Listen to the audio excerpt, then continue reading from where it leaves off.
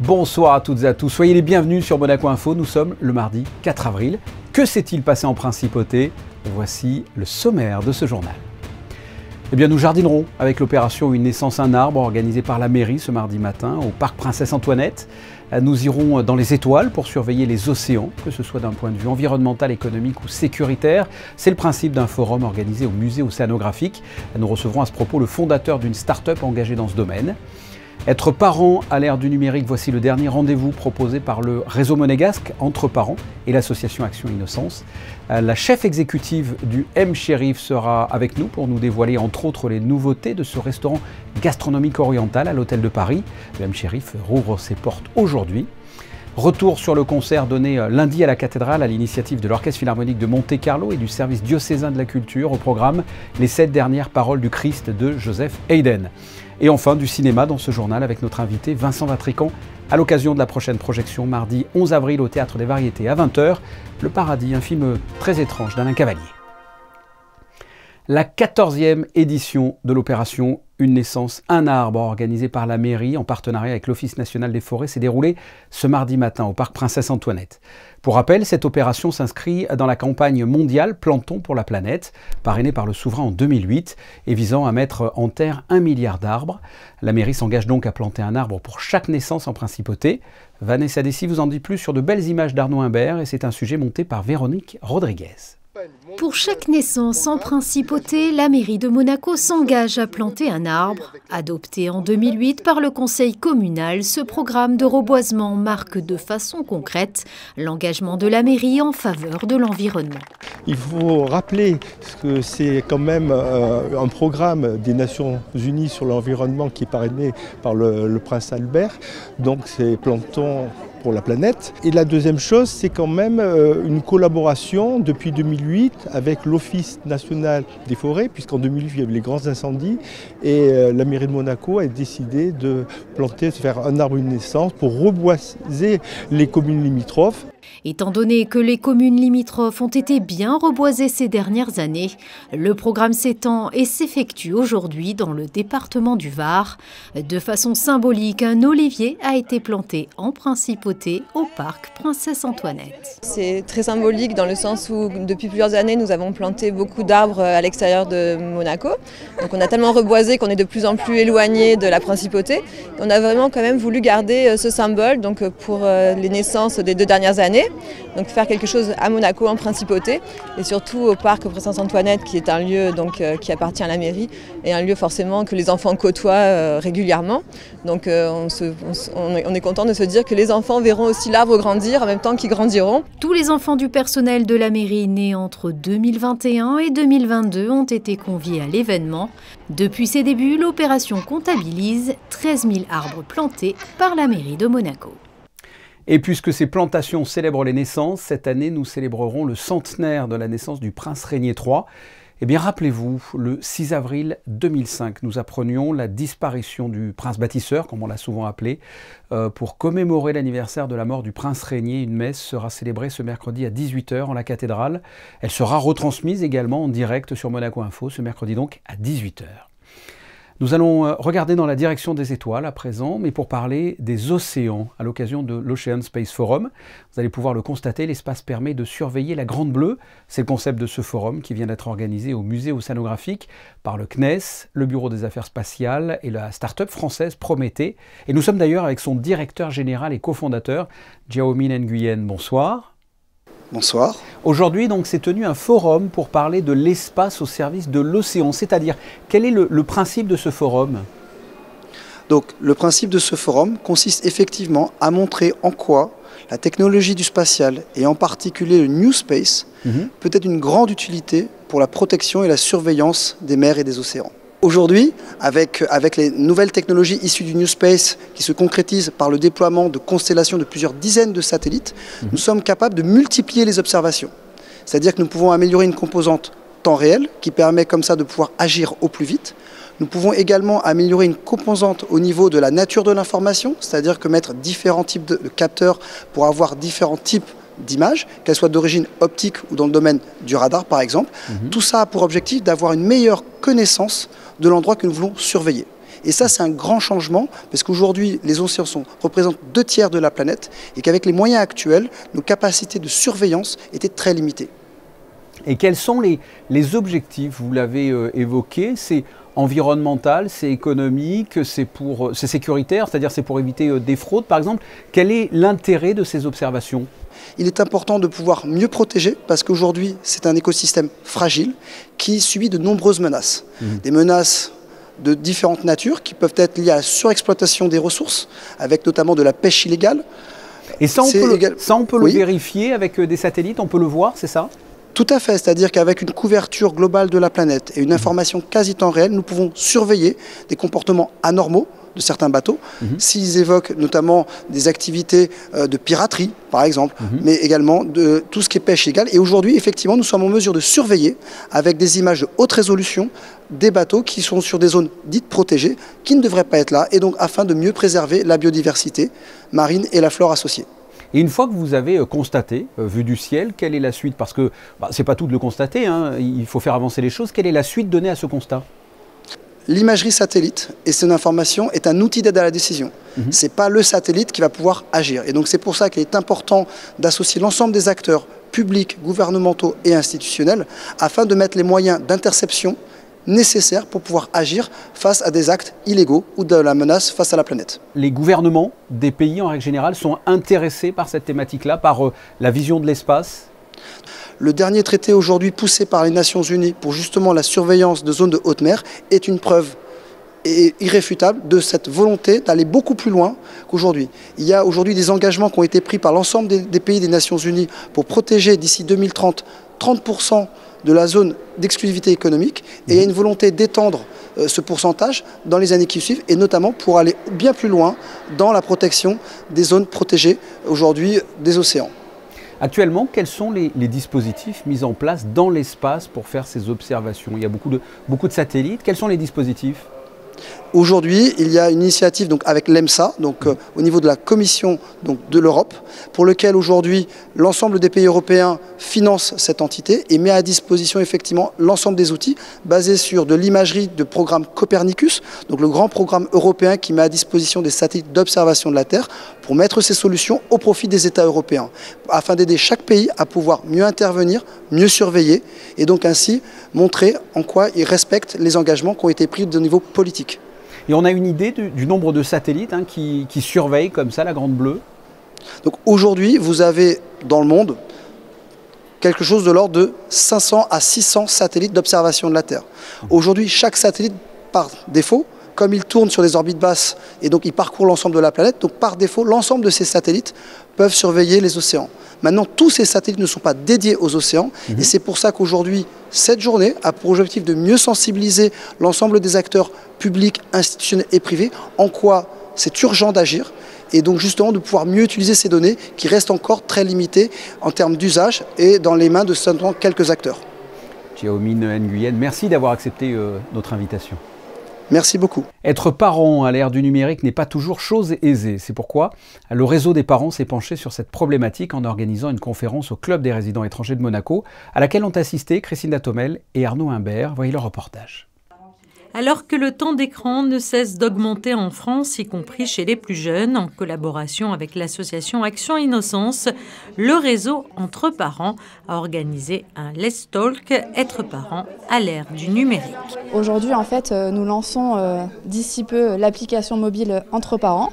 Et dans ce contexte digital, nous avions envie de rester dans cet univers et donc d'aborder le sujet de comment utiliser les écrans au sein de la famille de manière sereine. L'application mobile Entre Parents verra le jour au mois de juin. Le lancement est normalement prévu pour le 1er juin, la journée mondiale des parents. Et ça sera une application mobile gratuite, disponible 24/7. Donc on prévoit une belle programmation de lancement où on expliquera aux parents comment télécharger l'application qui sera qui sera disponible sur les stores Android et iOS. L'occasion d'aborder les dangers des écrans pour la santé de nos enfants, alors risque ou atout pour le développement des enfants, c'est ce à quoi a tenté de répondre Aurélie Landrat-Fèvre, psychologue et psychothérapeute. Aujourd'hui, on peut observer que les écrans font partie de notre quotidien, c'est un fait incontestable. Ils régissent les métiers d'aujourd'hui et de demain. Les parents n'ont pas forcément tout de suite eu cette impulsion de suivre toutes les évolutions et se sont fait prendre par happés, je pourrais dire quelque part, par ces écrans qui nous envahissent de toutes parts, par cette technologie qui est très présente. Alors il faut bien entendre les écrans dans toute leur multiplicité, c'est-à-dire télévision, tablette. On préconise avant 3 ans une exclusion des écrans, parce que l'enfant grand imitateur va avoir besoin et va se construire dans l'interaction avec son parent, son modèle, et dans les interactions sociales de manière plus large, pour pouvoir être un être humain qui est en construction et qui va pouvoir avoir quelque chose de varié dans son interactivité. Et à partir de 3 ans, on augmente très progressivement, sachant que les points centraux dans l'accompagnement, c'est de savoir ce que son enfant visionne et s'assurer qu'il est adapté à son âge, avec autour d'une moyenne de 20 minutes qui augmentera en fonction de l'âge de l'enfant, et également du covisionnage pour être certain que son enfant est bien dans l'interactivité et non dans la passivité. L'impact des écrans sur la jeune génération est un sujet qui nous concerne tous. Il était donc essentiel d'aborder cette problématique. Prochaine thématique qu'abordera le réseau des parents les 3 ans après l'accouchement. Sans transition, la journée mondiale des troubles bipolaires s'est tenue il y a quelques jours en Principauté. Cette maladie psychique chronique reste un sujet tabou et encore assez méconnu. Une pathologie qui touche aujourd'hui 1 million d'individus en France. L'occasion de faire le point sur les avancées. Écoutez le docteur Aubin, elle est au micro de Christina Thomel. C'est une maladie du sujet jeune, qui démarre entre 15 et 25 ans. C'est une maladie qui est également très souvent associée à ce qu'on appelle des comorbidités. Des comorbidités, ça veut dire d'autres maladies, à la fois d'autres maladies psychologiques, psychiatriques, en particulier les addictions, et aussi des comorbidités somatiques, donc des troubles physiques, ce qui fait la gravité de cette maladie, puisqu'on considère que les patients bipolaires ont une espérance de vie qui est amputée entre 10 et 15 ans par rapport à la population normale. Les avancées, encore une fois, c'est essentiellement dans le diagnostic, et la recherche vise à trouver des marqueurs précoces, des marqueurs biologiques, puisqu'on sait maintenant qu'il y a tout un nouveau champ de recherche qui est l'immunopsychiatrie, et qui cherche des marqueurs dans l'immuno-inflammation, les cytokines par exemple. On sait qu'il y a un trouble chez les patients bipolaires, en tout cas une partie des patients bipolaires qui a des troubles de cette nature-là. Ça va ouvrir des pistes pour le diagnostic, mais aussi pour la prise en charge et pour des nouveaux traitements. Il y a un autre axe de recherche important, c'est la morphologie du cerveau, l'imagerie cérébrale. On sait qu'il y a des anomalies chez certains bipolaires, des plicatures du cerveau, ce qui conforte l'hypothèse d'une maladie neurodéveloppementale qui se met en place vraiment dès la genèse, chez le fœtus, dans la façon dont va se structurer son cerveau. Et puis, il y a toutes les pistes génétiques, parce que ça, c'est aussi une donnée forte qu'on a maintenant, qui est confirmée, que c'est une maladie qui a une forte valence génétique, et il y a des familles de bipolaires. Et donc, on fait des recherches sur le génome. Alors, on n'a pas encore trouvé le gène de la maladie bipolaire, mais il y a des avancées importantes là-dessus. Après le succès rencontré lors de la première saison, M. Cherif Monte-Carlo revient à l'Hôtel de Paris dès aujourd'hui pour célébrer le printemps et la saison estivale avec de nouvelles saveurs. M. Cherif, c'est une cuisine libanaise alliant modernité et tradition. C'est ce que va nous expliquer la chef Yasmina Hayek, qui est avec nous. Yasmina, bonsoir. Bonsoir. Le M. Cherif Monte-Carlo rouvre à partir d'aujourd'hui. Alors pour ceux qui n'y sont pas encore allés, parlez-moi de l'âme de M. Cherif. Qu'est-ce qui fait votre particularité ? Comme tous les M. Cherif vraiment offre une cuisine libanaise authentique et raffinée, avec avec modernité. Et c'est ce qu'on offre, que ce soit partout dans le monde, même à Monte-Carlo. Donc on va toujours retrouver le goût authentique libanais, mais avec un twist propre à chaque destination. Et d'où vient cette modernité? C'est par rapport à votre formation dans de grandes institutions gastronomiques? Exactement, c'est grâce à ma formation, grâce aussi à la réinterprétation de l'histoire de notre cuisine et ce qui vraiment contribue à son évolution. Vous avez ouvert l'année dernière pour la première fois à l'Hôtel de Paris. Quel a été le bilan? Quels ont été les retours des clients? Les clients étaient super satisfaits, c'était vraiment une belle addition à l'Hôtel de Paris et à Monaco. Mais voilà, comme chaque année, on cherche toujours la perfection, on cherche toujours à faire mieux, on apprend, on évolue, donc avec plein de nouveautés. Alors justement, en principe, on a une expression qui dit on ne change pas une équipe qui gagne, mais là, vous aurez quand même quelques nouveautés. Quelles sont les nouveautés? Non, on change certaines choses, bien sûr que la base est la même, mais la base évolue toujours. Par exemple, on a vraiment perfectionné des recettes qu'on avait l'année passée. Les clients vont retrouver les plats phares. Après, cette année, la nouvelle addition qu'on a sont les grillades. Donc, on a vraiment les brochettes à la libanaise comme le kebab, le taouk, des brochettes de bœuf wagyu. Nous avons plein de nouvelles salades en entrée, plus de poissons crus. Et un nouveau pain. On a le four à pain cette année, donc ce qui est une belle nouvelle addition. Arrêtez de me parler de nourriture, là vous me donnez faim. Et bien sûr la carte des desserts, sans oublier des desserts et des cocktails. Et voilà, et en plus maintenant vous me donnez soif. Vous avez reçu un prix, un award de l'hospitalité. Qu'est-ce que ça vous fait de savoir que votre travail, vos efforts sont reconnus? On travaille comme ça tous les jours, on n'attend pas nécessairement des awards, mais c'est comme ça qu'on travaille. On travaille comme une famille, que ce soit avec notre équipe en fait, sans qu'elle appartienne à M. Cherif. Donc partout où on est dans le monde, on travaille vraiment en grande famille. Nous sommes très impliqués avec toutes nos équipes partout dans le monde. Et je pense que les clients le ressentent en fait. Ils sentent vraiment l'amour qu'on véhicule à travers notre cuisine, à travers le service et la générosité. Vous avez parlé donc des plats, de la carte et des changements. La musique live aura son importance également. La restauration a tellement évolué qu'on ne va pas juste au restaurant pour manger, mais c'est une expérience qui de 360 degrés par rapport à la boisson, par rapport à la nourriture, par rapport à la dessert, par rapport à la musique, par rapport à la décoration. Donc c'est vraiment c'est un business qui est hyper challenging en fait, parce qu'on touche vraiment à tous les sens et tous les sens doivent être perfectionnés. Alors je vous ai dit d'arrêter de me parler de nourriture, on va quand même continuer. Quels sont les ingrédients que vous appréciez particulièrement travailler? Ce sont les épices, ce sont les viandes, les poissons. Qu'est-ce que vous aimez travailler? J'adore les épices, j'adore les agrumes. Les agrumes font vraiment partie de notre cuisine. Les herbes, tout ce qui est vraiment aromatique, pour moi, c'est ce qui rajoute beaucoup à un plat. Allez, merci beaucoup Yasmina Hayek d'avoir répondu à nos questions à l'occasion de la réouverture du M. Cherif à l'Hôtel de Paris. Merci beaucoup. Merci, on vous attend tous à M. Cherif. Avec plaisir. Merci. Le reste de l'actualité, c'est aussi en bref avec, et nous l'avions en invité lundi, l'exposition de l'artiste Jean-Pierre Rive, ancien très grand rugbyman français. Son exposition colorée et de forme géométrique est à découvrir tout le mois d'avril à la collection de voitures de Son Altesse Sérénissime, le Prince de Monaco, le Prince Albert II, qui l'a visité en présence de l'artiste. La littérature, la femme et la francophonie, tel était le thème de la conférence lundi soir au Théâtre des Variétés organisée par le Comité d'entraide des Français de Monaco et l'Union de la presse francophone, avec comme invitée l'essayiste et romancière tunisienne Fazia Zouari. Elle préside actuellement le Parlement des écrivaines francophones. À son actif, une vingtaine de romans et essais dont La Caravane des Chimères et Le Corps de ma mère. Elle est lauréate de plusieurs distinctions, dont le prix des 5 continents de la francophonie, le Grand Prix littéraire de Provence et le Comar d'or de Tunisie.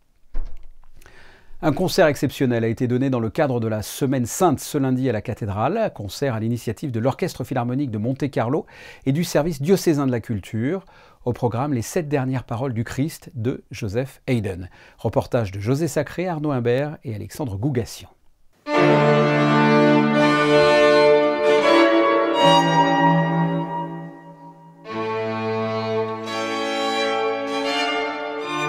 Sybille Duchesne et Michel Wang, violon, François Duchesne, alto, Alexandre Fougeroux, violoncelle. 4 musiciens de l'Orchestre Philharmonique de Monte-Carlo ont donné un concert lundi 3 avril à la cathédrale de Monaco avec la participation d'un récitant, le comédien Bernard Lano, en collaboration avec le service de la culture du diocèse de Monaco. Au programme, les 7 dernières paroles du Christ de Joseph Haydn. C'est un chanoine de Cadix qui a demandé à Haydn de composer une musique sur ces 7 paroles du Christ en croix, et elles sont recueillies dans les évangiles. Elles sont très courtes, très brèves, mais significatives, et Haydn a tiré une musique exceptionnelle. Elles ont été données à Cadix la première fois en 1787. Pour aussi élargir, pour ainsi dire, bien que la musique se suffise à elle-même, bien sûr, mais pour l'élargir encore, on a utilisé un livre du cardinal Journet, qui est un grand théologien suisse, décédé en 1975, et qui a écrit toute une méditation sur ces 7 paroles.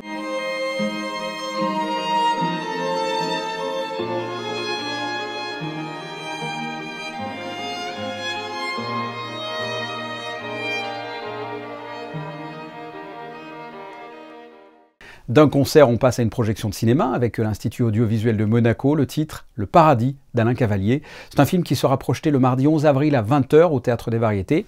Et voici ce qu'en pense Vincent Vatrican.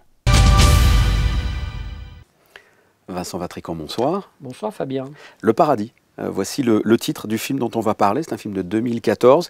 Et encore une fois, vous en avez l'habitude, hein, c'est un film très très étrange. Qu'est-ce que c'est? Qu'est-ce que c'est Le Paradis? Alors Le Paradis, je peux parler du film, mais du paradis, oui. C'est peut-être trop tôt, oui, ou trop tard. Petit trait d'humour, mais pour dire aussi que peut-être que le titre de ce film, c'est l'idée que se fait le réalisateur, Alain Cavalier, de cette forme de paradis qui est sur Terre. Je m'explique. Son film, c'est un montage de moments qu'il a filmés avec sa petite caméra vidéo, j'y reviendrai, dans son environnement, une maison en Normandie, quelques voyages. Il filme la vie qui passe, des instants, un pan qui meurt et qui va devoir enterrer. Puis pour en garder le souvenir, il pose une pierre à l'endroit où il a été enterré. Et régulièrement, il va revenir voir si cette pierre a bougé. Voilà, ce sont des instants de vie. Pourquoi, dernière question, faudrait-il aller voir Le Paradis? Puisqu'on l'a dit, il n'y a pas vraiment d'histoire, on ne sait pas où on va. Pourquoi faudrait aller voir ce film? Parce que s'en dégage une forme de quiétude, d'acceptation de la vie et de ce qui nous attend, et que cette vie est belle et qu'il faut la vivre pleinement. Le message est tout simple, mais par le biais de ces images, de cette douceur dans les mots, de cette poésie, de cette écriture, on se sent bien dans ce film, et l'invitation à partager le quotidien de Cavalier est une invitation réellement qui ne se refuse pas. Bon, si ça ne se refuse pas, il faut aller le voir. Alors allons voir Le Paradis. Merci Vincent. Merci Fabien. Les voiles, elle dit, mais pourquoi vous vous êtes habillé? Vous avez mangé du fruit défendu, je vous chasse de mon paradis. La porte de la cour, elle reste ouverte, il n'y en a pas. Le Paradis, mardi prochain, 20h au Théâtre des Variétés. Qu'allez-vous nous proposer, Christinda, en termes de météo? Du soleil, des nuages, de la pluie? Bonsoir Fabien, eh bien ce sera des nuages. Mercredi matin, quelques passages nuageux sont prévus et le temps se couvrira progressivement durant l'après-midi. Du côté des températures, comptez 11 degrés au meilleur moment de la journée et 7 degrés pour les minimales. Le soleil se lèvera à 7h03 et se couchera à 20h02. Demain, nous fêterons les Irènes. Et pour la petite histoire, le prénom Irène vient du grec Érénée qui veut dire paix. Merci Christinda. Les photos de fin de journal de Frédéric Nébinger et Maëlle Lafarge sont consacrées aujourd'hui à l'opération Une naissance, un arbre. On se quitte sur cette belle opération symbolique organisée par la mairie. Passez une excellente soirée. On se retrouve mercredi 19h pour une nouvelle édition. En attendant, portez-vous bien. Au revoir.